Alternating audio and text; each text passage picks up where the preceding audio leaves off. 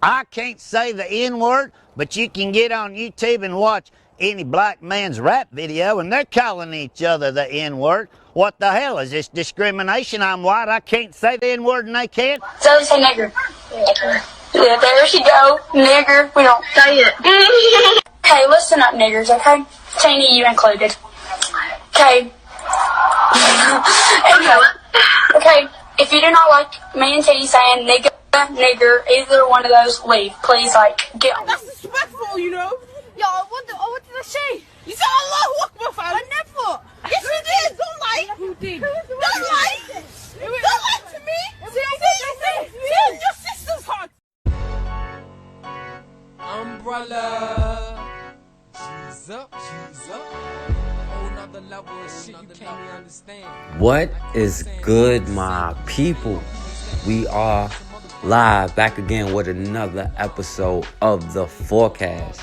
Now, a lot of our ancestors have always tried to tell us that we don't have any friends. And like I always say, we are all we got. And I know at some point, we got to be tired of caping for all of these other groups. And when you think about it, you can't name one time that any of these other groups ever cape for us. But you always hear black people talking about black and brown. But the only time you hear the brown say black and brown is when it's something that affects them, like every other group does. But for some reason, we feel like it's our responsibility to put our capes on for every other group that is non-white and stand up for them in the face of white supremacy. But how can we help everybody else if we can't even help ourselves? But instead of worrying about trying to get everybody else to love us, all we have to do is love ourselves. And it doesn't matter how anybody else feels. But somehow our kindness always extends to other groups, to everybody but ourselves. When you look at these other groups, they have no problem staying on code. But when it comes to us, we still ask questions like, should race be a factor when it comes to voting? We have to understand the differences. When they have their businesses, they hire their own people. Asians hire their own. Hispanics hire their own. But when we hire our own, somehow we always find a problem with it. And instead of us identifying that as self-love, we identify that as hatred. But if black people are really as violent and hateful as they say we were, we wouldn't be in the situation in the first place. In fact, we would have other groups in the place that we are in. But the point is, we have to have confidence in ourselves. And when we understand our history and what we're capable of, then we won't have to keep talking about it. We will be rising to our potential. We have to understand we are the only group in America that has pulled ourselves up by our bootstraps. Every other group in America has been given handouts. And even though other groups have had their own individual policies, they have gotten funding specifically for them, there has never been anything specifically for black people. I mean, the civil rights movement was designed to get black people civil rights, but it got every other group civil rights except for us, including white women who benefited the most from the civil rights movement.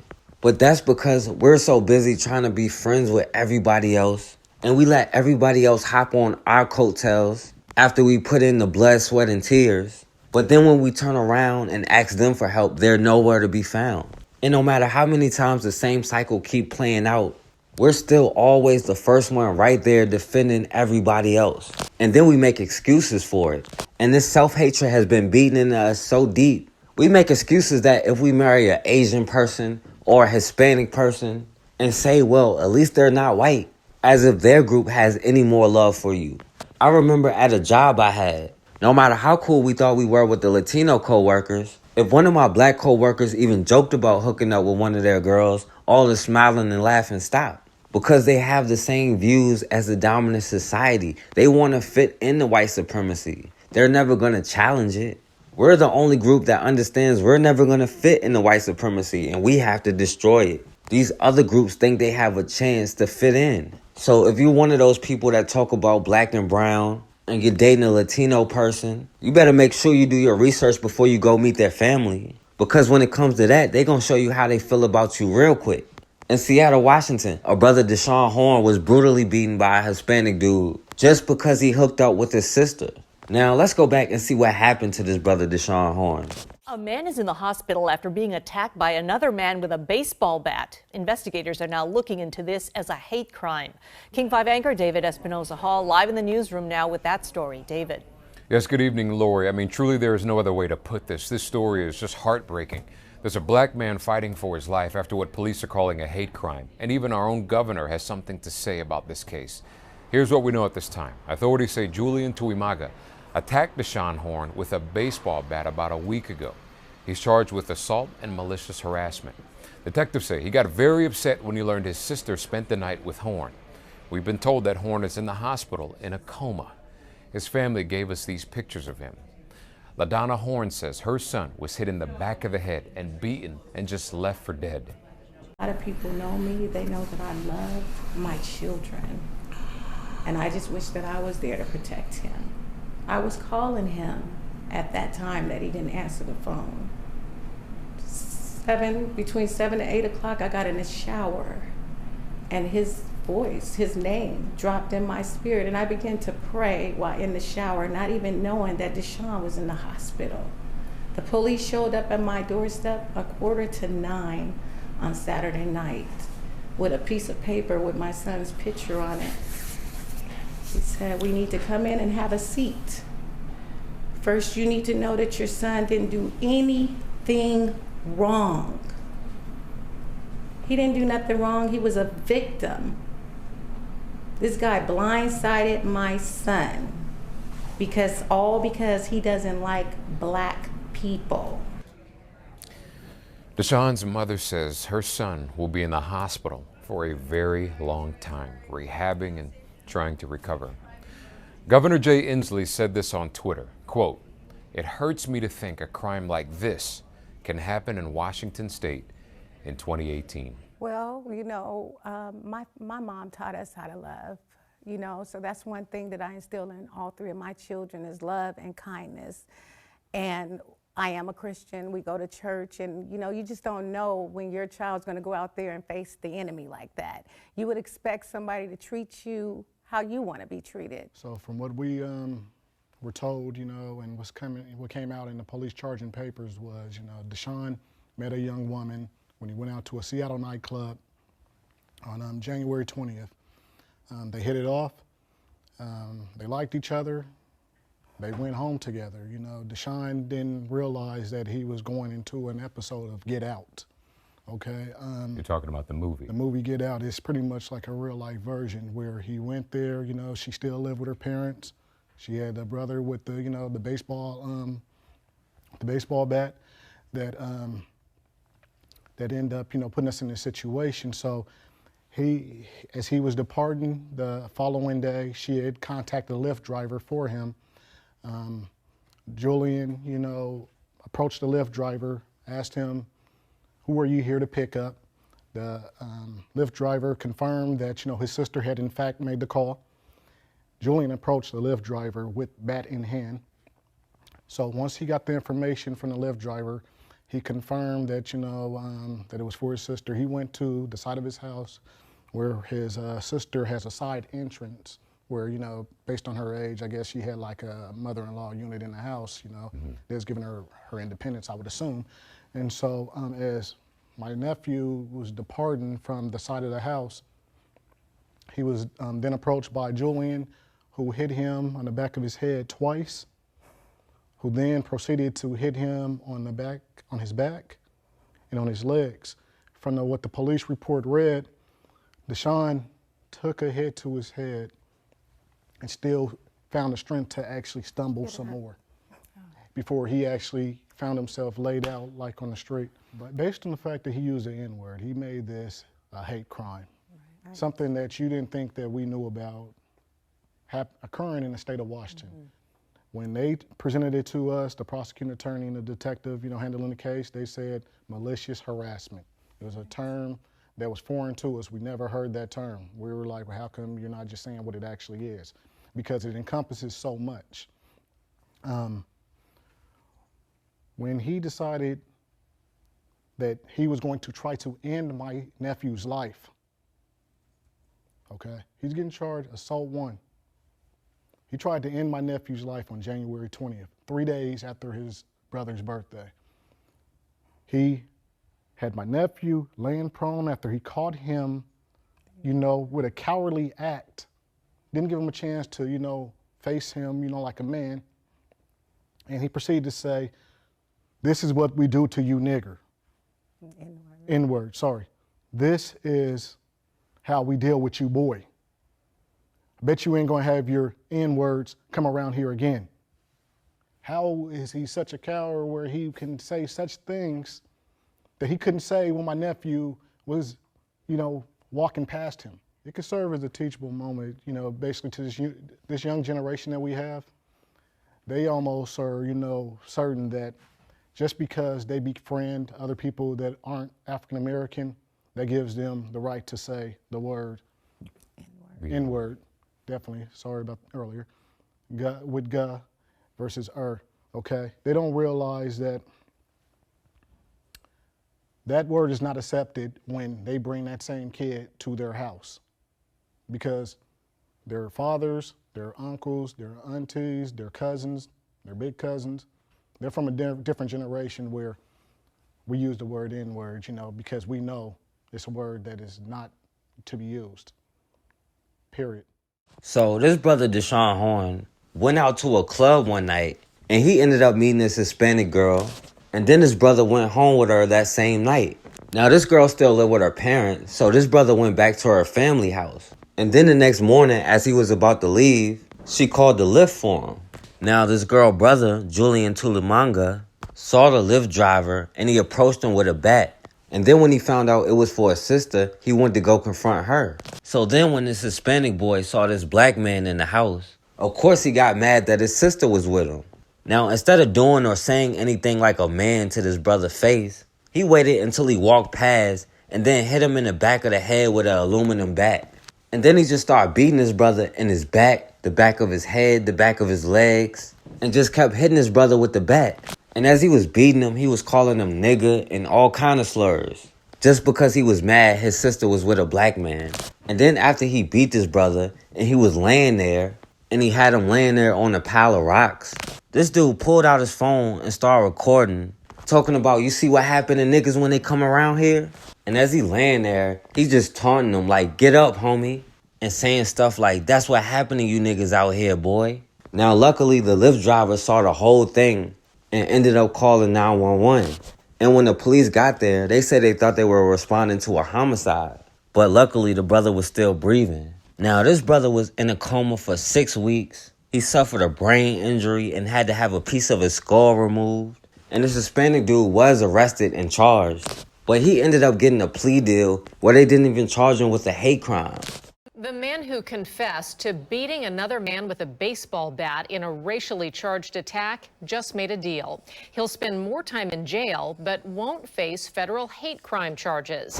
KOMO's Matt Markovich joins us live to explain why. Matt? Well, Molly, it was part of a plea bargain, so Dashawn Horne, the man who was beaten, and his family would not have to go to any trial because Dashawn doesn't remember the beating, why he got injured, and what happened to him. Julian Tuimaaga walked into court knowing what was about to happen. So did Dashawn Horne's mother, sitting in the audience. Back in January, Tuimaaga went after Dashawn with a baseball bat, repeatedly hitting him in the head while hurling hateful slurs. To know that he called my son a I mean, come on. This is life. It left Dashawn in a coma. Now, 8 months later... Are you pleading guilty or not guilty today? Guilty. Tuimaaga pleaded guilty to first-degree assault. Guilty. And guilty to malicious harassment involving the hate speech, the judge reading his confession. I used racially charged words and threats towards Dashawn Horne. But in a deal between prosecutors and Dashawn's family and the U.S. attorney, Tuimaaga agreed to a deadly weapon enhancement. With it comes a mandatory 2 additional years in prison instead of going to federal court on federal hate crime charges. I hope he get whatever he needs to be behind bars at this point, you know. Dashawn's been through a lot. Dashawn is getting better. Because we are what? Family. His mother says he'll make a full recovery, but doesn't remember the beating and what led up to it. He's not aware of what happened to him. You know, he is starting to ask questions. But shortly after the beating, his mother was angry at Tuimaaga. I really want to look him in the face and ask him, why did you do that? She'll have that chance when he's sentenced next month. Now, with the extra 2 mandatory years in prison to avoid that federal court case, the prosecutor is asking for the maximum sentence in this plea deal of 160 months. That's just over 13 years. He'll be sentenced September 21st. Now, this Hispanic white boy attempted to murder this brother because his sister liked black men. And after he attacked his brother before he was arrested, he went back in the house to kick in his sister's door just to start calling her a slut and a whore and a nigger lover. But this dude beat this brother with a bat while calling him a nigger, but it don't qualify as a hate crime. He even tried to say, anybody who knows me knows I'm not racist. The N-word is part of our culture. And that's the problem with us giving all of these people a pass to say nigger, because they can't say it, because this is how they really feel about you. But instead of attempted murder, he was charged with first-degree assault and malicious harassment. That's what happened to these out here, huh? Never before seen video of a vicious hate crime. Why would you do this? And the victim's family faced his attacker in court. You have deprived him of being able to live free. His plea for forgiveness on his judgment day. The Auburn man was attacked with a baseball bat in January. Good evening, I'm Dave Wagner. I'm Monique Minglavin, and Cairo 7's Dee Dee Sun has been following this case since that attack. She was in the courtroom this afternoon during an emotional sentencing. Dee Dee. It was difficult to be in the courtroom this afternoon. There was emotion on both sides, tears from both families as a judge decided how much prison time would be best for the 18-year-old who forever changed Dashawn Horne's life and committed this hate crime. The day that you made the cowardly decision to beat my son in the back of the head and left him there to die. Why would you do this? 18-year-old Julian Tuimaaga faced his victim's family today. You tried to murder my son. Tuimaaga pled guilty to beating Dashawn Horne with an aluminum baseball bat over his head, back, and legs after Dashawn spent the night with his sister. Then he took this video as Dashawn laid unconscious, bleeding on a bed of rocks. Get the up, homie. That's what happened to these out here, huh? That's what happened to you out here, boy. That was a hard video for me to watch. That was the first time. The attack nearly killed Dashawn. The defense said the act of violence was out of character, asking the judge for leniency and to consider Tuimaaga's young age. Julian snapped. He was not in control of himself. But today, Judge Julia Garrett sentenced Tuimaaga to the maximum allowed from the plea deal, 13 years. I must balance that against the impact against Mr. Horne and the prison that he, through no fault of his own. I followed Dashawn's case, talking with his family after the attack. I try not to cry. When Dashawn finally woke up, and then his eyes start flickering, and they open slowly. And earlier this week. And now he's starting to remember the things he's done, like yesterday. Finally today, the Horne family found closure. I'd like to apologize to my victim, and especially his mom. This matter has been quite a long time in coming. A far cry from the images he captured after severely beating Dashawn Horne. Horne left the courtroom before the video was played. King 5 has chosen not to show it because of its graphic images and the audio filled with racial epithets. The defendant brutally assaulted Dashawn Horne with a baseball bat, hitting him in the back of the head, knocking him unconscious, landing face first. Sorry, that was a hard video for me to watch. That was the first time. Dashawn's mother, LaDonna, spoke before the ruling. She said her son's life is changed forever by the cowardly decision. Why would you do this? You didn't even know his name. It was so hard to watch my son go through so much suffering and pain, and it is still today, as he still is recovering. Dashawn requires 24-hour care around the clock. Tuimaaga thanked his family for support, but disputes the motivation for this crime. Y'all that know me know I'm not racist, nor was this a hate crime. Me using the word that has caused us to be labeled a hate crime, I've been using since elementary. It's been used as a slang term, and has been used by my friends of every race. Last but definitely not please, I'd like to apologize to my victim, and especially his mom.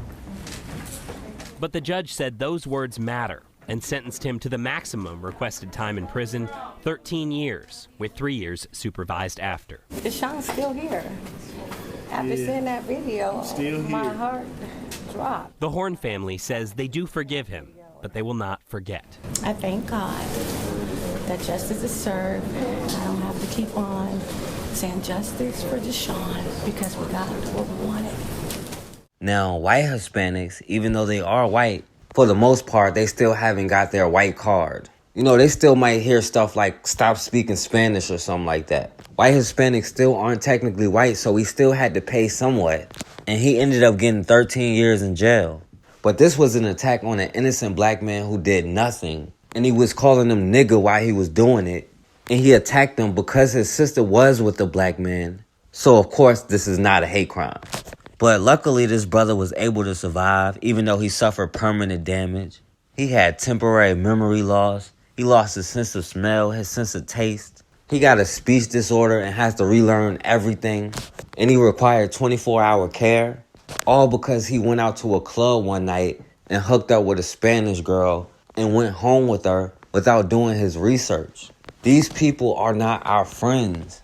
We have to be careful about putting ourselves in particular environments, especially when we're not able to protect ourselves like we need to be. We keep learning the hard way, but at some point we're going to understand that we are all we got. We don't have any friends. And as soon as we do understand that, then we'll be able to do what we have to do. The population of Africa is set to almost double by 2050, raising fears that progress in fighting poverty and disease will be reversed. So what can be done to ensure that poverty doesn't increase? And how can a disproportionately large youth population help drive progress? With me to discuss all of this and more is Bill Gates. Bill, are we at a turning point where regression is a real risk? Well, first, the progress over the last several decades has been pretty amazing, both reducing childhood death, getting kids in school, getting agricultural productivity up, and reducing extreme poverty. But it's really Africa that still has a doubling in population to 2050 and probably another doubling to 2100, where you really have to do a good job if you're trying to get these extreme poverty rates down. So if we don't do better in investing in human capital in Africa, yes, the number of people in extreme poverty is actually going to go up. Should the solution, or should more solutions be focused on slowing that growth? So, for example, increasing reproductive rights for women or spreading the access to contraceptives, because it seems that, is it correct that no amount of investment can really keep pace with that population growth? What we do between now and 2050 with education, with economic growth, with health and nutrition, that'll really set the course for moderating the population growth between 2050 and 2100. But it's really a virtuous cycle, letting women have reproductive health tools that they want, educating girls, raising agricultural productivity, getting these malnutrition interventions on a much greater scale than we have today. Those are the things you would want to do anyway. It turns out that by doing those well, you also set the population growth rate coming down quite a bit. And so it just makes it that much more imperative that we invest in the human capital now, and so that the challenge of what under any scenario will be fairly high population growth, that you're able to benefit from all those young people making a big contribution to their country. So is the fact that Africa has such a high proportion of youth population and within the context of this predicted growth, is that something that you think is a sort of optimistic statistic? I mean, is it a good thing that there's an opportunity here to sort of harness the power of those young people? It's both an opportunity and a challenge, because the capacity to run the health systems well, to get the education system to have not only high attendance, but good learning outcomes as well. That's not going to be easy. If we don't make these investments, that youth bulge will be a huge challenge, because they won't have the development, they won't have the economic opportunity that they deserve. So it's potentially an asset, but if we don't invest right, it could even be a liability. Peut être provocateur. Est-ce qu'on ne devrait pas faire cette étude en Afrique, où il n'y a pas de masque, pas de traitement, pas de réanimation, un peu comme c'est fait d'ailleurs pour certaines études dans le sida, où chez les prostituées, on essaye des choses parce qu'on sait elles sont hautement exposées et elles se protègent pas. Qu'est-ce que vous en pensez? Alors vous avez raison, et d'ailleurs on est en train de réfléchir en parallèle à une étude en Afrique justement pour faire ce même type d'approche avec le BCG, un placebo. Je pense qu'il y a un appel d'offres qui est sorti ou va sortir. According to a weekly intelligence briefing by the Department of Homeland Security's Federal Protective Services, white supremacists here in the United States have been actively talking about using the coronavirus as some kind of biological weapon to attack both law enforcement officers and minorities here in the United States. These messages were actually uncovered on an app called Telegram, which the Department of Homeland Security says is what a lot of these white supremacists use. They've been talking about the possibility of spitting on elevator buttons, going out in crowded places if you know you have the virus, and trying to cough on people, leaving saliva of infected people on door handles outside of police stations and FBI offices.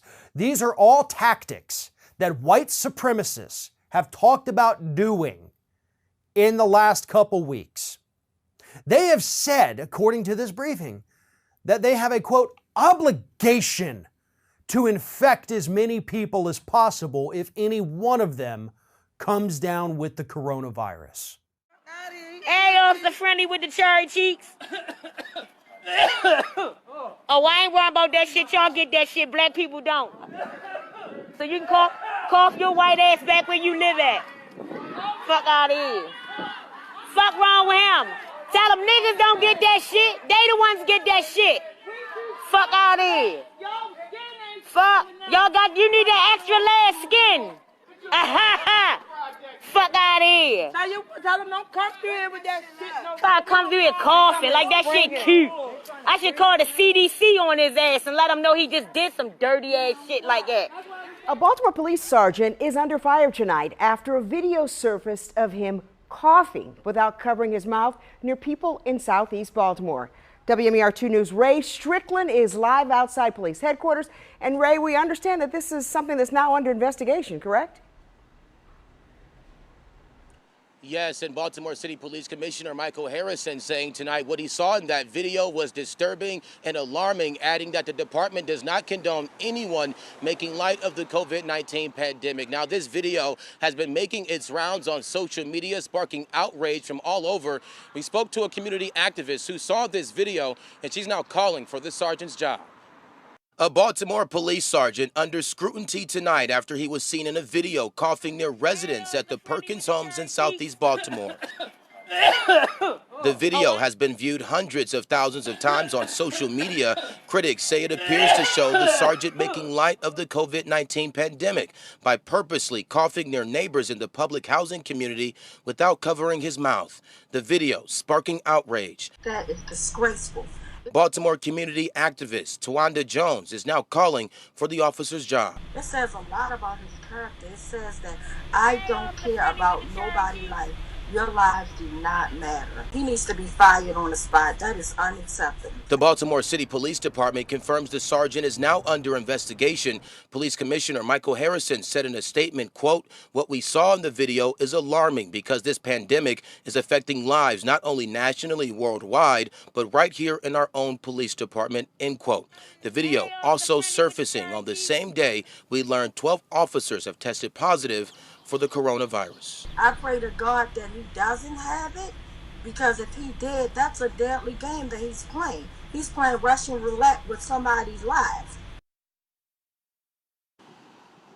And Council President Brandon Scott also sent us a statement saying that the virus is not a joke, calling the sergeant's behavior unacceptable. And while this sergeant is under investigation, I'm told police are going to review his body camera footage to try to get a complete picture of what happened. Public transportation. If you do not have a mask, you cannot ride public transportation, sir. Sir, you have to get off the bus. You have to get off the bus. Sir. Sir.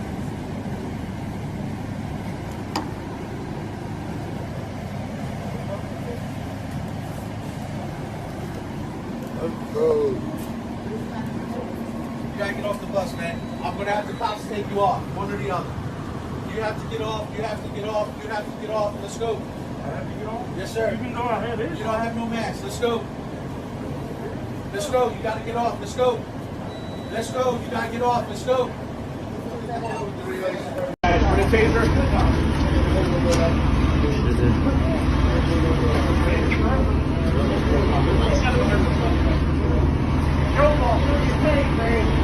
Let the orange go. What the fuck am I holding on to? Yo, you're gonna feel this, man. Look what the fuck y'all calling me, dumbass. Get the fuck off. Get out. Get the fuck off my fucking leg. Right.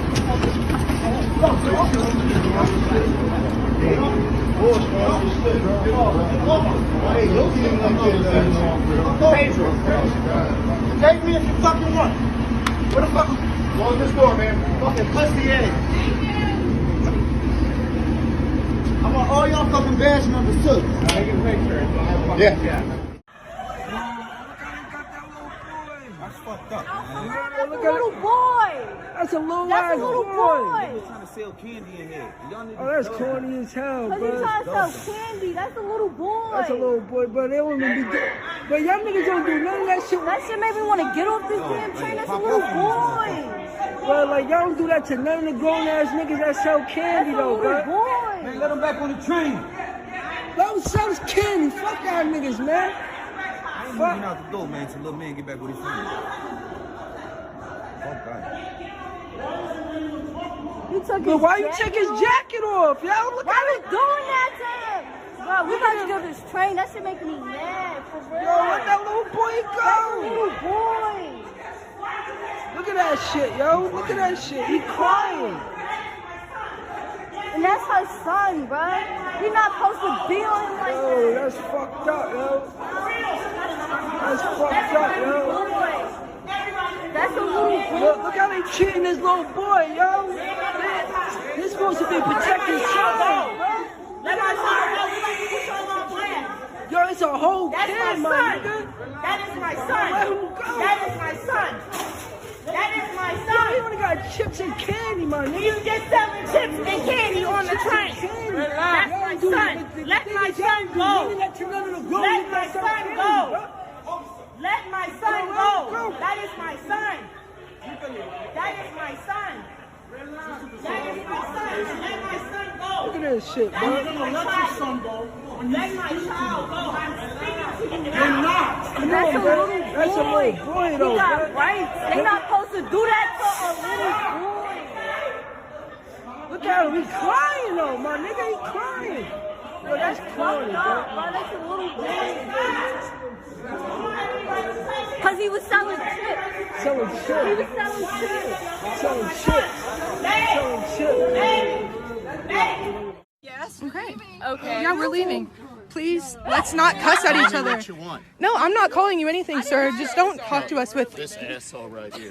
Hey, don't touch. Hey, do not touch. Hey, oh my God. What the fuck is your problem? You do not touch me. Do not fucking touch me.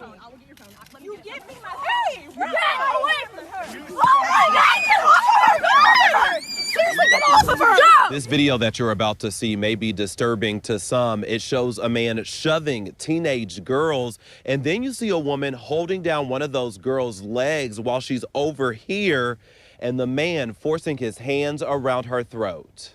Oh my God, get off of her. Seriously, get off of her. This was the moment things climaxed Friday at the Norton Commons Amphitheater. WLKY News confirmed that the man in the video is a local physician. Witnesses say he and the woman he was with started cursing at them for improperly social distancing. According to this police report, LMPD's 8th Division responded to the incident in the East Louisville neighborhood. It's being investigated as a first-degree strangulation case. The victim reportedly suffered minor injuries.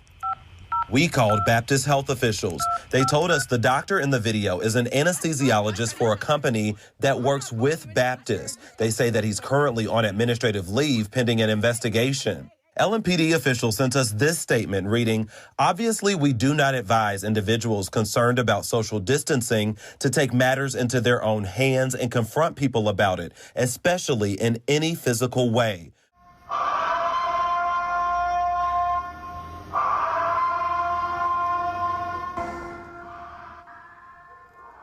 That siren, known by many from the movie The Purge, was not received well by some living in Crowley. Chris Walty spoke to the chief on his decision to sound the siren as a part of the city's curfew.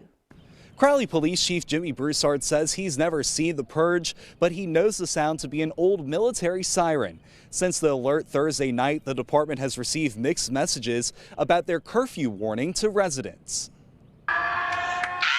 Ty Abshire was caught off guard when he heard the Purge siren echoing through the streets of Crowley around 9 o'clock Thursday night. It was just crazy. I knew they had the curfew, but nobody was expecting to hear that kind of siren. Police Chief Jimmy Broussard says his intent was never to scare anyone. As we examined it, we didn't want to go through with our regular sirens because we didn't want to create more havoc. And one of the officers who is military approached me and said, well, you know, Chief, there is an old military siren that was used. It was used in the movie Purge, but it's been used for many, many years. And after listening to it, I said, well, it's a more muffled tone. It, wouldn't create to me as much havoc. The department has since received more than 500 comments on Facebook questioning why they use the siren and why the curfew is being strictly enforced. It was to remind people that this is a very serious matter. It's a very serious disease. It's a very serious pandemic going on. I think part of the issue is people are not seeing, even if they look at the statistics, it's not real to them. Abshire says he understands the chief's intentions, but says people on Facebook are now going too far. A lot of posts on Facebook saying, oh, I know who I'm going to go kill tonight. Oh, it's your time. Oh, you have it coming. Things like that. So I just definitely thought a better siren could have been issued. Our purpose was to let people know, and if they know now, even through this, how dangerous this pandemic is, how dangerous this COVID-19 is, then okay, it was accomplished. Abshire hopes through all of this, people do see the good work first responders are doing to stop the spread of COVID-19. Thank y'all, and continue to do what y'all do and be heroes out on these streets. The chief says moving forward, he doesn't plan to use any sirens for a situation like this. Ask them if who in this building has been of help to her. She is trying to be simplistic. It may sound like she's talking down to people and being childish, but she's actually the one person in the building that you shouldn't be going at, because she's the one person who cares. But you haven't even listened to what she has to say. She cares. We've listened to what she said. No, you didn't. You haven't listened to us. So please. So we're carrying on now. If you want to do something, that's fine. We're carrying on. You can record it and do what you want to. We're carrying on. Okay? Go back. Go back. No, I'll stand right here. Don't tell me to go back. This is not for you. This is for the residents. You don't tell me to go back. The residents of the... I want you to go back. I'll stand right here so I can get a clear view. Can we remove this? No, let's. Sit down. Right, let her finish. Right. Girls and gentlemen and ladies, we are going to have a little bit of fun here, okay? When I'm finished and you understand the 20 seconds, it will make a difference. I'm trying to make this into not a lecture. I don't want a lecture. I want to make this into a fun thing, okay? So let's start. Fully grown adults. Okay. So you being put told how to the sing. soap on your hands and you clean the tap. Each and every one of them loves you. You then switch off the tap. No, you then pour the water onto yourself. And when they you have start... problems, they come individually okay, so to our house. and come and sit down and talk their problems I'll to start Shirley. when No I one start else in one the and two, building. and sing happy birthday. So You give want her to a see how chance. long it takes? 20 Maybe you seconds. should also listen to what other people have to say. All right, 1 and 2 and come on, sing Shosholoza. 1 and 2 and happy birthday and 3 and 4 and what should I This say? is ridiculous. 1 and 6 and This is absolutely 7 insane. and 8 and 9 and 10 and 11 and 12 and 13 and 14 and 15. Quick question for you. You said that African Americans and Latinos should avoid alcohol, drugs, and tobacco. You also said do it for your abuela, do it for Big Mama and Pop Pop. There are some people already there are some people online that are already offended by that language and the idea that you're saying behaviors might be leading to these high death rates. Could you talk about whether or not could you, I guess, have a response for people who might be offended by the language that you used? Well, I use that language because that's the language. I've been meeting with the NAACP, with the National Medical Association, with others. I actually talked with Derek Johnson multiple times this week, the head of the NAACP, and we need targeted outreach to the African American community, and I use the language that is used in my family. I have a Puerto Rican brother-in-law.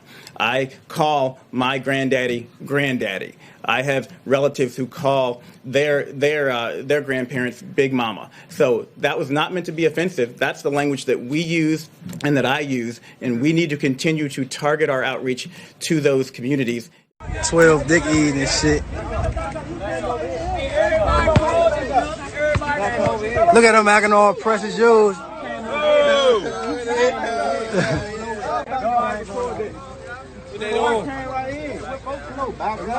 Whole hood out, we ain't going like that.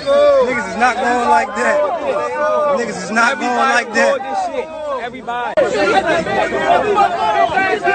Yo, bitch ass out here. Bitch ass.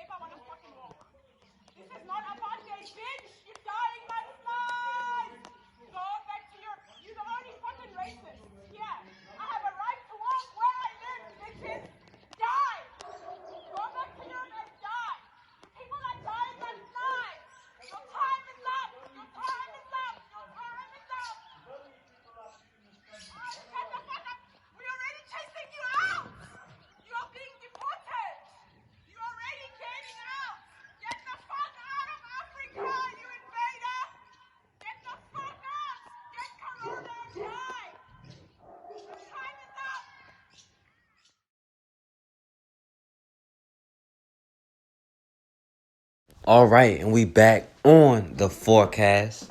Now, we all understand how the justice system in America works, or we should understand how it works by now.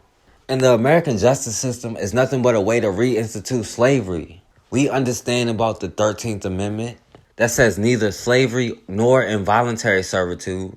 Nothing about voluntary servitude, by the way. But neither slavery nor involuntary servitude except for punishment for a crime where you have been duly convicted shall exist in the United States. Meaning if you're convicted of a crime, you are still a slave in America. For all those people telling us to get over slavery. And we understand most of the people in jail are from nonviolent drug offenses. And most of them are black people. And don't let them keep using the talking point that 50% of the crime is committed by this small population. And that's who's in jail. Because that's not true. Violent crime has gone down. And they commit far more violent crime. And despite the opioid epidemic going on, and weed being legalized in so many states in America, most of the people in jail are black people convicted of non-violent drug offenses. But then you have those people who are convicted of violent offenses. There are countless people, especially black men, in jail for crimes they never even committed, despite lack of evidence. due to all-white juries and racist DA, racist judges, racist police. And they not only do this to maintain slavery, but to maintain power and to put fear into other people's hearts. They'll take a leader and make an example out of them. And this is one method they always use to take out our leaders. In Baltimore, back in 1970, a Black Panther Party member, Marshall Eddie Conway, was arrested for the murder of a police officer. Now, Eddie Conway wasn't aware that some of the members were agents in the FBI and the COINTELPro program were following them and keeping tabs on them. And they were specifically keeping tabs on him because he had the ability to organize the people. So then one night, 2 Baltimore cops ended up getting shot and one of them was killed. And the police ended up arresting 2 black men who were nearby just because they fit the description. And they were targeting the Black Panthers, and they claimed they were part of the organization, or at least new members in the organization. So not long after that, another white cop was chasing a black man on foot, and he claimed the black man fired several shots and was able to get away. Now, since the 2 black men that were arrested for the murder of the other cop was affiliated with the Black Panthers, the police started showing them photo lineups. Now, the police illegally put Eddie Conway's photo in every single lineup and pointed him out to make sure that the person picked him out. So then the police arrested Eddie Conway at his job for the murder of the cop, even though he was working at the time the cop got shot. And his supervisor even vouched for him. And when he went to trial, his supervisor even went to testify for him to give him an alibi. But they never gave this brother a chance for a fair trial. 2 lawyers that represented the Black Panthers offered their service for free, but the courts denied the request. So this brother had to get a court-appointed lawyer that did no pre-trial investigation. He didn't meet with him before the trial. One of the witnesses from the lineup refused to testify and said a statement from the police was coerced. They forced him to say it. And their whole case was based off one photo ID by some random cop and an informant they put in his cell who claimed that he confessed to him. But this brother protested him being put in the cell from the beginning because he knew he was an informant. But despite all the evidence, this brother Eddie Conway was convicted and sentenced to life in prison. Now, he spent 44 years in prison and was released in 2014. But they made sure they took this brother off the street because at that time they were really against the Panthers. And no matter what the generation, they're against anybody for black liberation. Because we have to understand white supremacy can only be defined by black inferiority. If they don't have black inferiority, what is white supremacy? And for us, especially black men, you don't even have to be a leader to end up in that situation. Because the same thing happened to countless brothers time and time again. In North Carolina, 5 black teenagers were convicted in the tragic murder of Nathaniel Jones back in 2002. Now let's go back and see what happened. We've learned there is new evidence in a murder case that sent 5 Winston-Salem teenagers to prison almost 20 years ago. This case involves the 2002 murder of Nathaniel Jones, the grandfather of NBA All-Star Chris Paul. Bill O'Neill is in Raleigh to explain what this new information is and what happens now. We don't know anything about the new evidence in this case. Investigators will present that information at a public hearing next month. What we can tell you is that public hearings are rare. This agency has existed for roughly a dozen years, and in that time, 15 hearings have taken place. Out of those 15 hearings, 12 men were set free. Guilty of second-degree murder. Guilty of second-degree murder. Guilty of second-degree murder. They were teenagers when a judge sentenced them to prison for killing Chris Paul's grandfather, Nathaniel Jones. Rashawn Banner, Nathaniel Cawthon, Jamal Tolliver, Chris Bryant, and Darrell Brayboy. It's been a long 9 days, but, justice was served. Today, they're all in their early 30s, with the exception of Darrell Brayboy, who was stabbed to death last summer. Brayboy, along with Tolliver and Bryant, were released from prison after serving 12 years. Banner and Cawthon remain locked up, serving life sentences. So we have a very broad authority to simply get to the truth. WXII 12 News has learned state investigators have called for a public hearing on the case against the Winston-Salem 5. They would not discuss the specific case, but explain how the North Carolina Innocence Inquiry Commission works. What's it take to get to a hearing stage? Because it sounds as if getting there is not easy. It's not easy. So we have a very rigorous review process. We're looking for something new, and that new evidence has to be credible and verifiable. The new is the big deal, and then once we have something new, it's really trying to figure out whether it's credible, verifiable. We don't know what's new in the case against the Winston-Salem Five, but investigators say typical evidence in these cases involves DNA, fingerprints, a recanting witness, and possibly a new witness coming forward. The two attorneys heading the commission, the only state agency of its kind in the country, not only won't discuss specific cases, they wouldn't even confirm what case will be heard at next month's public hearing. It's a balance of our ability to complete investigations under our confidentiality so that those investigations are proper and can be trusted without any kind of interference. And WXII 12 News has confirmed from other sources the March 9th hearing will deal with the case against the Winston-Salem Five. An 8-member commission will hear evidence presented by staff inside this room at the North Carolina Judicial Center in Raleigh. Winston-Salem attorney Michael Grace, a member of the commission, tells WXII 12 News he has recused himself because of his personal relationship with the victim's family. During the hearing, witnesses will be called, including those convicted of the crime, as well as the victim's family members.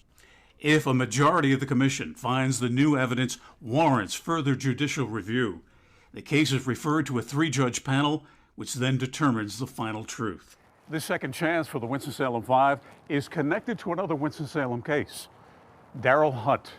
When Darrell Hunt was released from prison after 18 years for a crime he didn't commit, lawmakers decided they needed to take action, and they launched the North Carolina Innocence Inquiry Commission.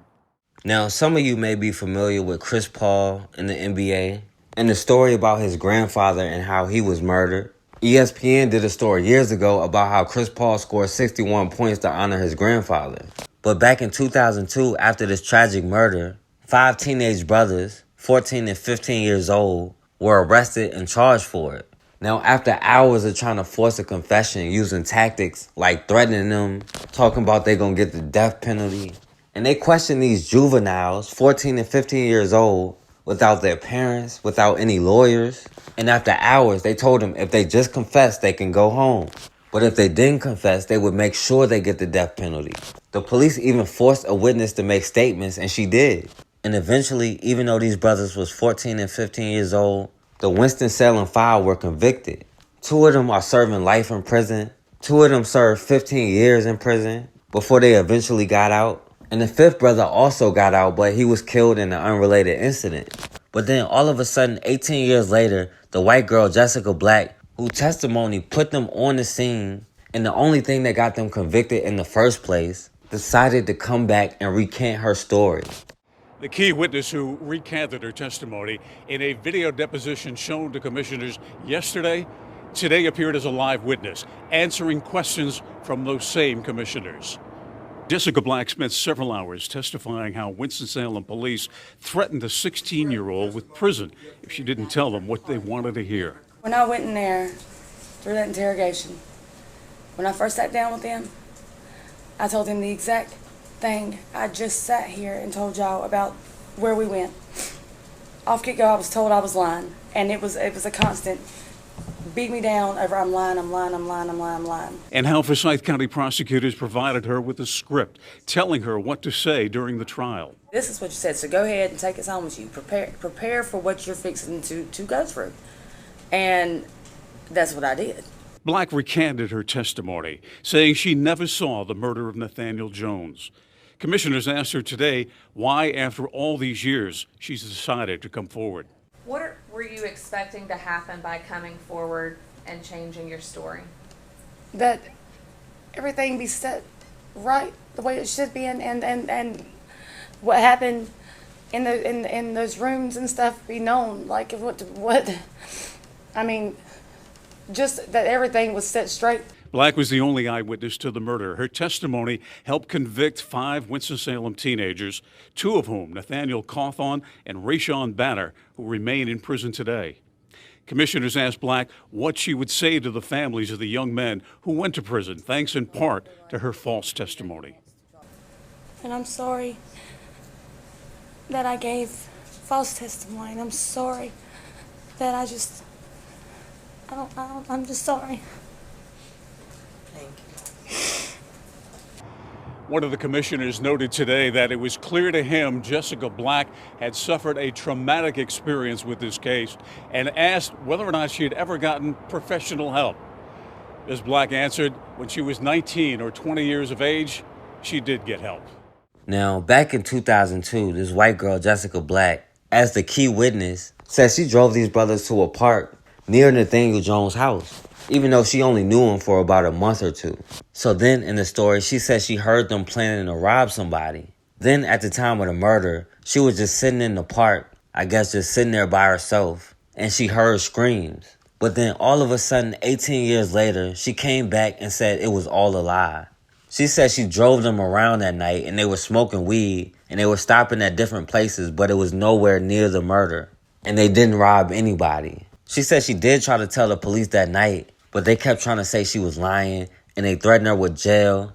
And she said at 16, I was scared, so they forced her to lie and they give false testimony. And then they gave her the script and told her to practice exactly what to say.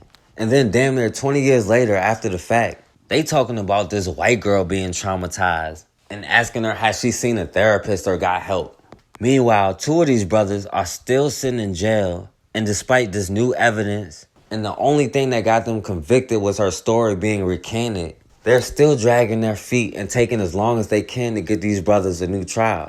Nearly 20 years later, the murder of Chris Paul's grandfather is coming back to Winston-Salem for a new trial. Earlier this evening, members of the North Carolina Innocence Inquiry Commission voted to give 4 men convicted of that 2002 murder a second chance to clear their names. Our Bill O'Neill has been covering this hearing all week and joins us now in Raleigh with new details.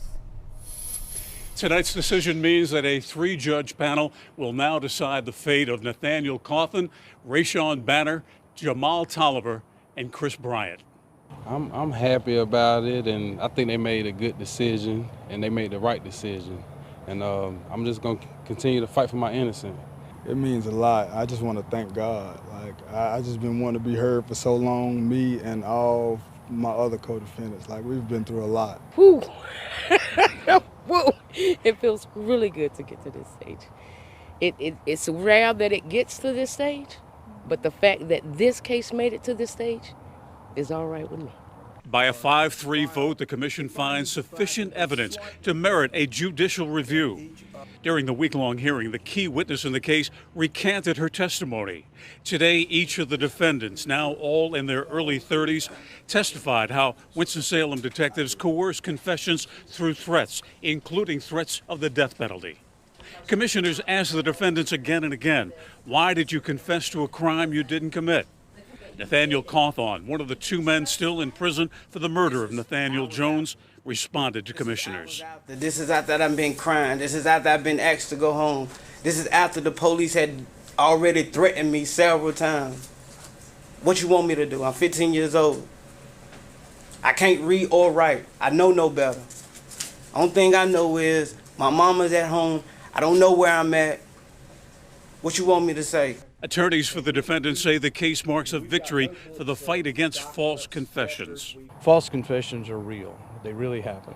It's very hard for people to believe, but it's a struggle. The fact that false confessions happens is something people find hard to believe, but the Central Park 5 and the Netflix When They See Us film certainly highlighted that. This is 2002, right? This is 2002 when you wouldn't think this kind of thing still would have been happening. The executive director of the Innocence Commission says that Forsyth County DA Jim O'Neill accused the commission of bias.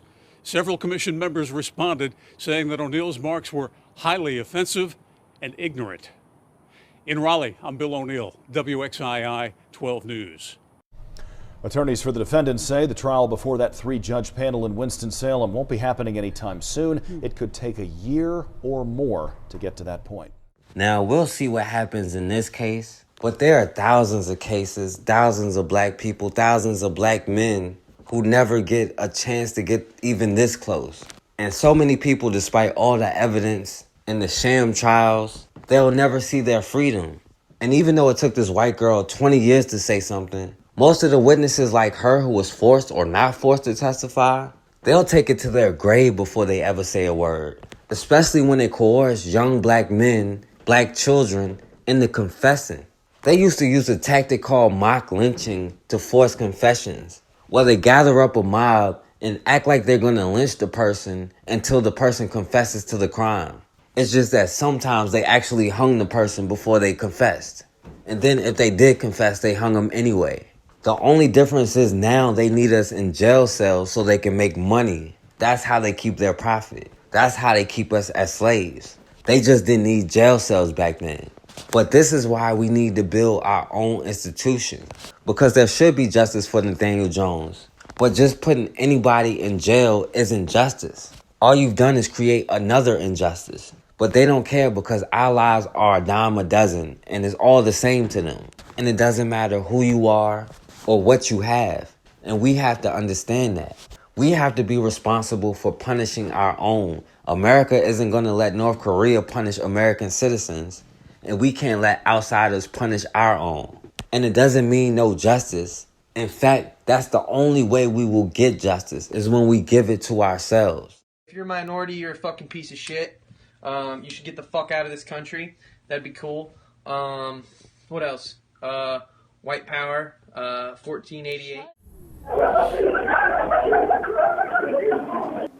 Shocking video tonight. This shows high school students laughing and joking as they dress up like the KKK and they mock lynchings. All of this happening at the Cristo Rey Atlanta Jesuit High School. CBS 46's Brittany Miller is live at the school where there is now an investigation. Brittany. That's right. I've also confirmed tonight that the students involved in that incident at this very school are now on indefinite suspension. In the meantime, the president confirming with me tonight that this behavior will not be tolerated. These exclusive videos are hard to watch and even harder to stomach. Posted to social media, they show a group of Atlanta high school students in a boys' bathroom pretending to lynch another student. I was extremely disappointed and saddened by the whole thing. The caption on one video reads KKK, their heads covered in white tissue with holes around the eyes. Then you see a black student with tissue wrapped around his neck, tied to the bathroom stall like a rope. At one point, he lifts himself up and hangs his head to the side. I get it. There are teenagers, but this shouldn't be tolerated. These students attend Cristo Rey Atlanta Jesuit High School, which is 56% Latino and 40% African American, according to staff. Very shocking and disheartening to be able to know that somebody I sit next to in class, somebody who I present my projects with, somebody who I talk to on a daily basis at lunch, the fact that you feel this way towards me. Students say faculty held an assembly to talk about the issue and later had a meeting with parents. I do know the school seems to be taking it very, very seriously. Many students telling me they're worried conversations aren't enough to prevent the discrimination they face every day. I think that the racial discrimination that plays a part in this world definitely made its way into Cristo Rey. And you see that in the video, and we see that walking up and down the stairs every day. And so the big question right now, what's being done to make sure this does not happen again? The president telling me and admitting to me really that they do need more cultural sensitivity training, also telling me that they're now working with the National Center for Civil and Human Rights to develop a program. A series of videos showing up on Snapchat and viewed by phone. A case opens to reveal a rifle. A white student yells a profanity against a classmate while wearing a noose. Then a handgun is fired. We edited the video to protect the identities of both the potential victim and student under investigation. It's hard to hear what the student on camera says, but he addresses Tanya Porter's son by name. Day I heard, "You must die." I knew I had to do something because that was a threat. And then with the noose and the gun, it all just tied together. Both students are upperclassmen at Modesto Central Catholic High. The noose. Porter says she first reported the video to the district at the end of March, then showed it to administrators Monday. I waited all day yesterday for a response. I waited all day today for a response. So I did what I needed to do to protect my son. Tuesday, she went to Modesto police. Detectives are now investigating the video as a hate crime. If we think it has something to do with a hate crime, we're going to investigate it as such, and there really is no gray area for us. We're going to make sure we investigate it to the fullest. In a statement to KCRA 3 News, the school's president writes, "We have received what we believe is a copy of the video and are currently investigating the facts related to it. Our students and families are our top priority, and I can assure you we will take whatever steps we deem necessary to continue to ensure their safety. However, Porter says the student in the video is still in school undisciplined. We cannot ignore the warning signs. This is a warning sign. So if he does this, who's not to say he will bring a gun to school? She isn't sure whether the video was meant as a joke or not, but says she's not willing to risk finding out. Because if I ignore it, somebody may get hurt. It may be my son, it may be other students on campus there. Dressed as KKK members, armed with torches, terrorizing trick-or-treaters. We have the photo you have to see. Tonight, an Oklahoma mayor saying sorry for what her husband and his friends did. This all happened in Lahoma, that's near Enid. KOCO's Mecca Rain just returned from there. Mecca? Paul and Jess, I had a long conversation with the mayor. She cried and said she is truly sorry for what her husband and 3 other men did last night. Happened on my property. You know, I don't know what else to say other than I'm sorry to the community and I'm sorry to the public. Lahoma Mayor Teresa Sharp holding back tears as we talk tonight about these pictures making the rounds on social media. Men in Ku Klux Klan robes, one of them her husband. It was the stupidity and actions of 4 separate individuals, and it does not reflect on me or anybody else within the community.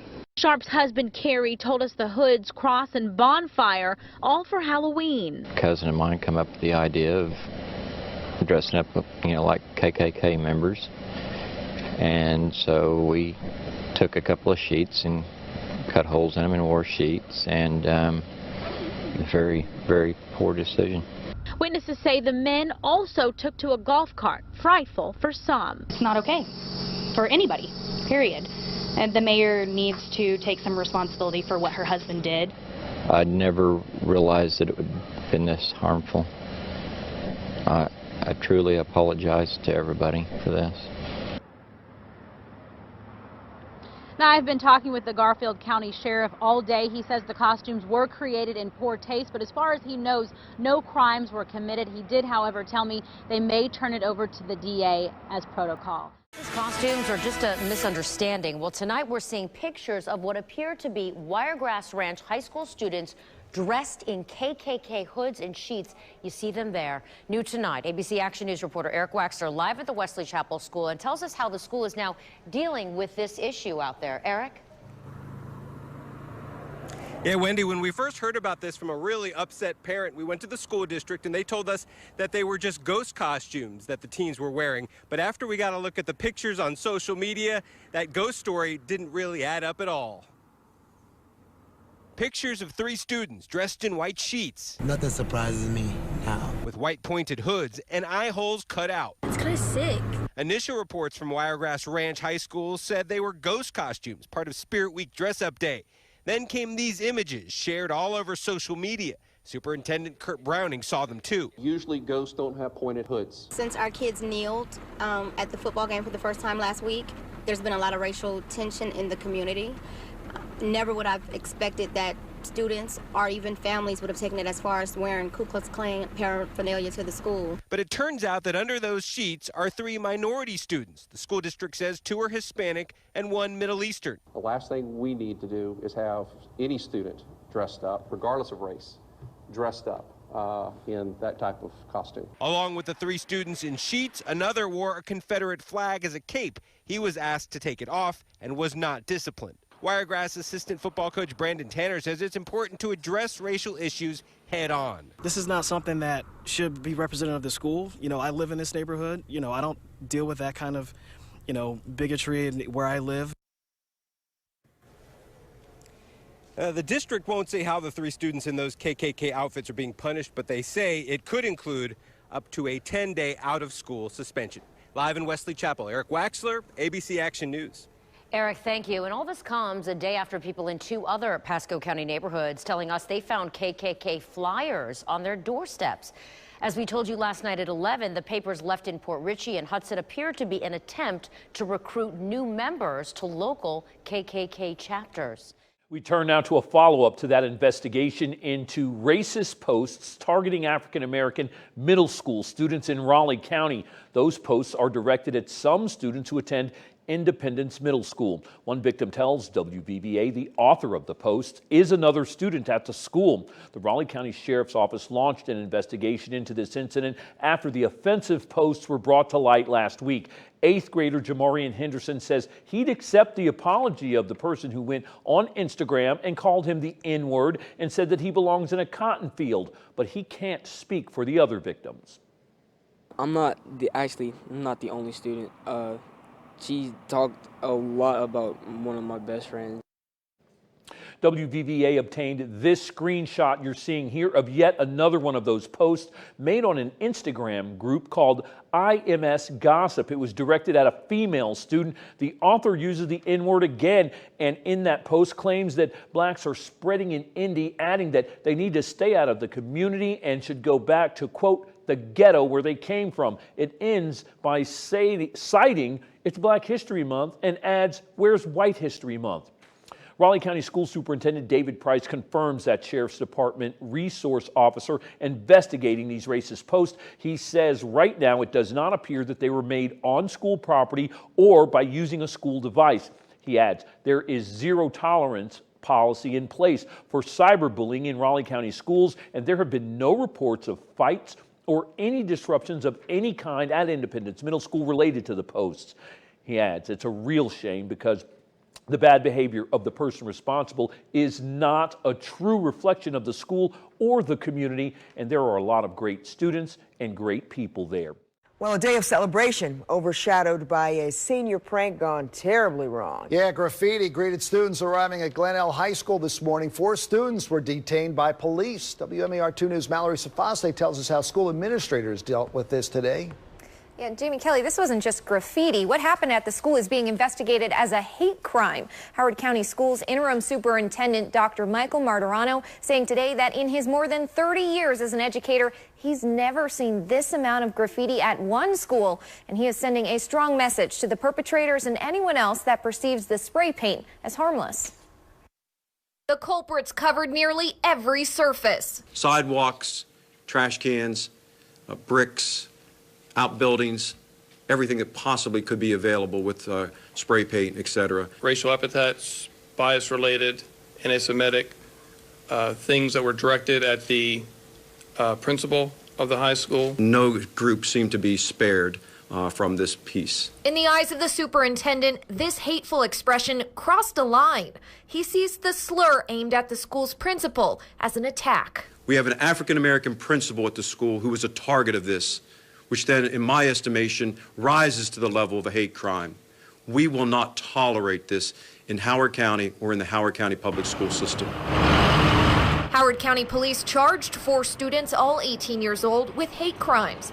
The teens were seen on surveillance video spray painting the school that staff worked quickly to clean. 18-year-old Matthew Lipp in front and 18-year-old Tyler Curtis left Howard County's courthouse in handcuffs, headed for jail. Their punishment very similar to Joshua Schaefer's, seen on the left, and Seth Taylor's, who were sentenced earlier. All were seniors at the school and preparing to graduate. They say it started as a drunken prank. In court, Lipp and Curtis called it a stupid act and say they are not racist. They apologized to the community and the school, and David Burton, the school's principal. It was devastating for all of us. A lot of fear and uncertainty and angst because of this incident. The defense believes the hate crime charges were excessive for a case of vandalism. In my view, it was a very heavy-handed approach to charge this hate crime. It could have been charged as malicious destruction of property, or it could have been charged as defacement of school property. Because of their age and no criminal records, the judge reduced their prison sentences to time in county jail and community service. Joshua Schaefer will serve 18 weekends. Seth Taylor received 9 weekends. Matthew Lipp was sentenced to 16 weekends, Tyler Curtis 8 weekends. But their criminal records for committing hate crimes could last a lifetime. Today, federal prosecutors charged 5 people connected to a white supremacist group with plotting to intimidate journalists and others, including a cabinet secretary, by terrorizing them in their homes. Jeff Pegues has more on the suspects. The arrest involved members of a neo-Nazi group called Atomwaffen, which has been on law enforcement's radar for several years. They vowed to accelerate the collapse of civilization using violence, mass murder, hate, and threat. The 5 individuals are all charged with making threats. 4 were involved in a plot to send hate-filled posters like this one to the homes of journalists and activists, many of them Jewish.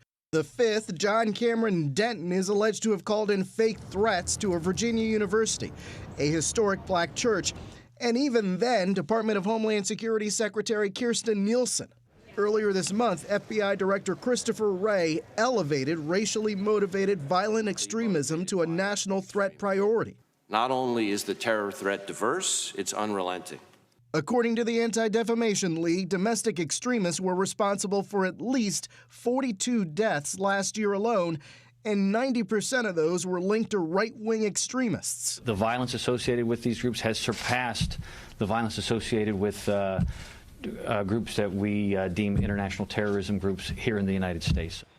The FBI has now created a domestic hate crimes and terrorism fusion cell to investigate these cases, and that involves working undercover and tracking what suspects are doing online if, Nora, there is evidence that they are planning violence. This is now one of the top threats. It is.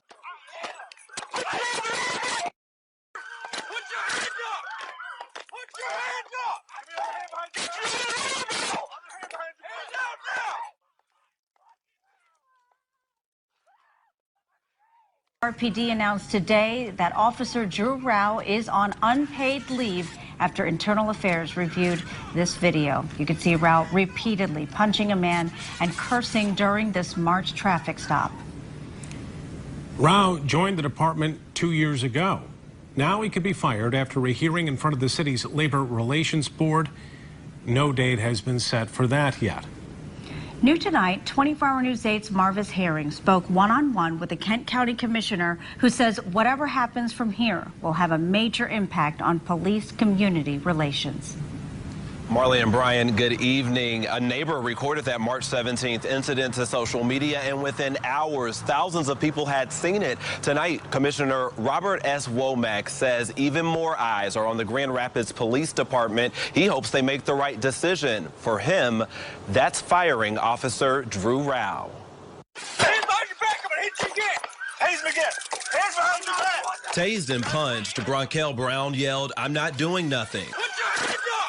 This body camera footage revealing his cries for mercy did nothing to block more blows from Officer Drew Rao's fist. I just was shocked that there were still some people in denial that this happens in our neighborhoods. We were there today as Kent County Commissioner Robert S. Womack read GRPD's news inside his Grand Rapids radio station. GRPD admits Rao violated several policies. The Kent County prosecutor reviewed the case and chose not to file any charges. The prosecutor did not charge the police officer for hitting this man over 21 times while he's being held down. But I guarantee this young man is probably going to be prosecuted for being afraid to get out of the car. It's a case he's close to. He was even there the night Brown bonded out of the Kent County jail. We were too. My body is sore right now, like my whole body is sore. Brown spoke exclusively with News 8, telling us he wasn't angry, but the police officer was wrong.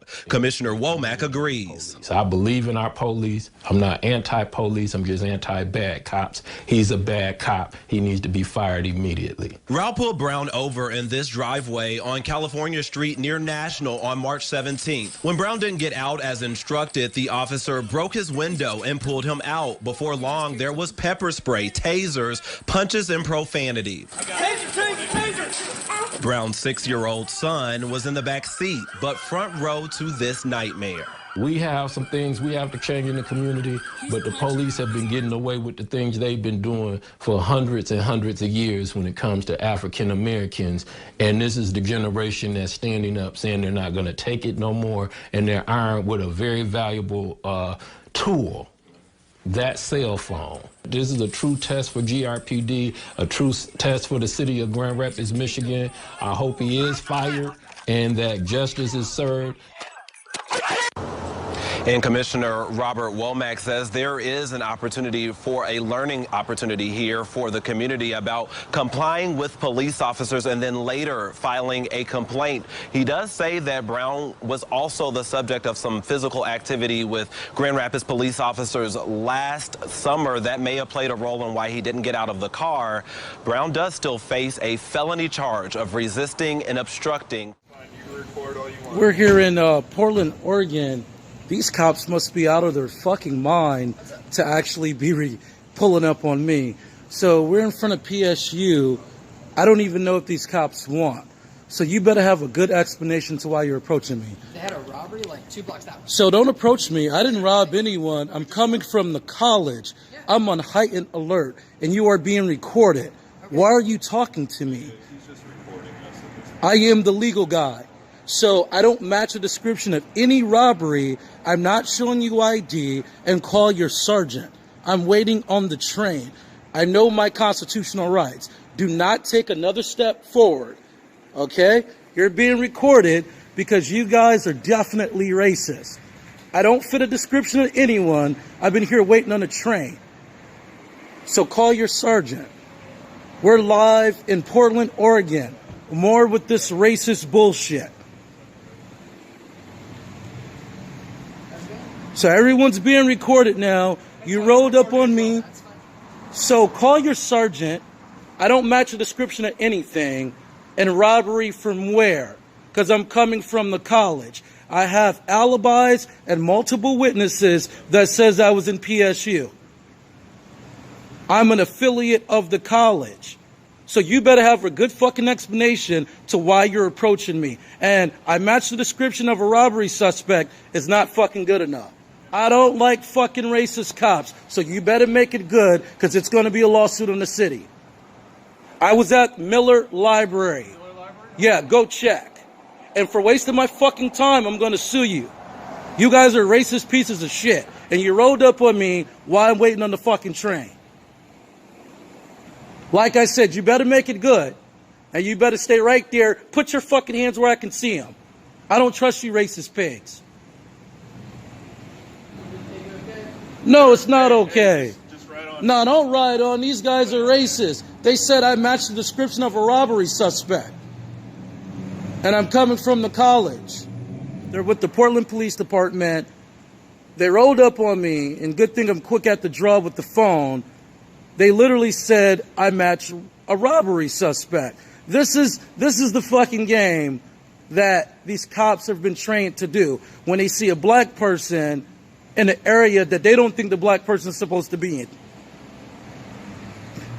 So no sirens, no loud sirens or anything. This guy has his lights on, but this is the car that approached me with its lights off.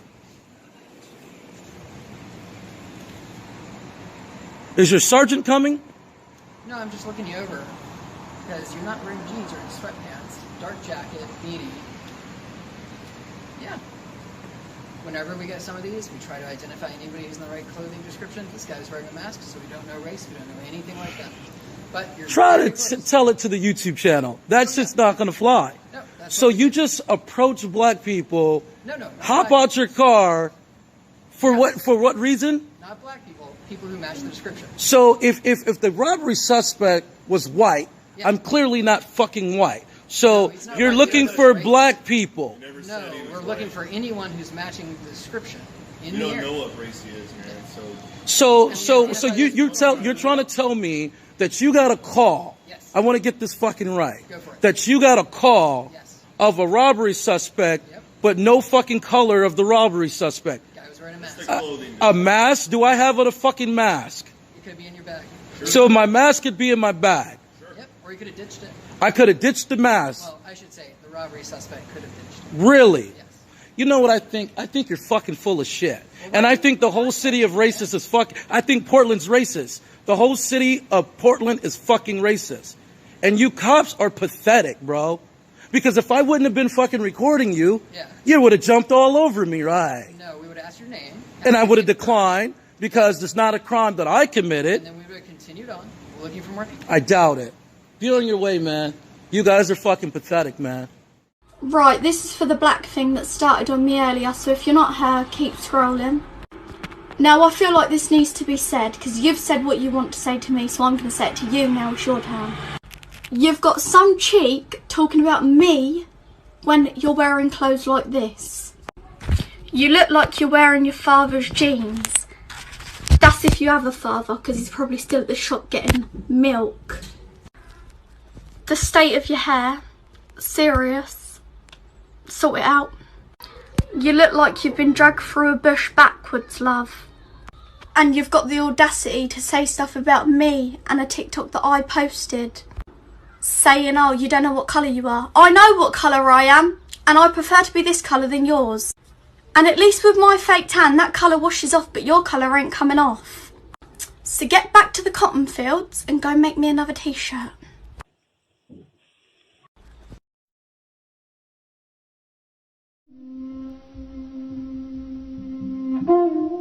His case is almost exactly like Jessicah Geronimo Pratt case, the way that they were framed. I think my father did what he did because the community needed someone to step up and show some kind of leadership. He has a personality and a calmness, and I mean, if it were me, I would be bitter. I would be very bitter against the system, and you know, I admire him. I really do. It could have been any one of us. That's right. That's right. COINTELPRO picked him. They didn't have a shred of evidence against Eddie. The state is so bent on keeping a man like Eddie locked up and away from the community that they just refuse to acknowledge, even after all these years, what they did wrong, even though it's common knowledge. This man has done 30 years. How much more time is the man going to do, considering, I mean, really considering when you look at his case and you look at that trial, that the man was unjustly incarcerated.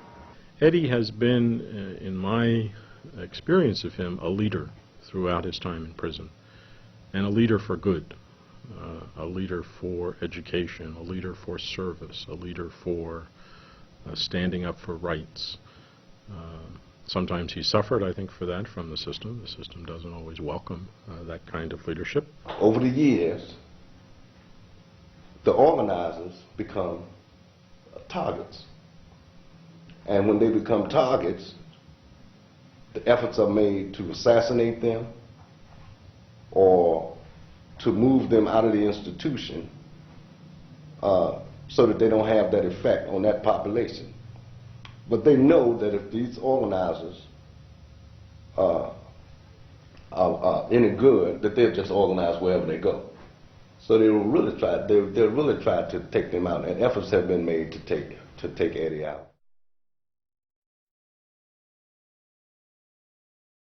All right, and we back on the forecast. And I want to say RP to the brother Nathaniel Jones, Chris Paul grandfather. And luckily the brother Dashawn Horne is alive and able to tell his story, even though his life was altered permanently. But at some point we have to realize we are all we got. We don't have any friends. We can't depend on anybody else. Nobody's going to be there for us but us. And we can't wait on anybody to give us justice. If somebody gives you justice, they can take it away whenever they want to. At the end of the day, the power is in our hands. And everybody else understands that. That's why they're so quick to conspire against us. But it doesn't matter because we are all we need and we are all we got. But we have to get over this illusion of inclusion. And we have to take off our capes unless it's for ourselves. There is no black in anything coalition. Because until we have self-love, we can't seek love from others. Because believe me, they have no love for us. Now, don't forget to like, share, and subscribe. And as always, man, we have got to start standing for something.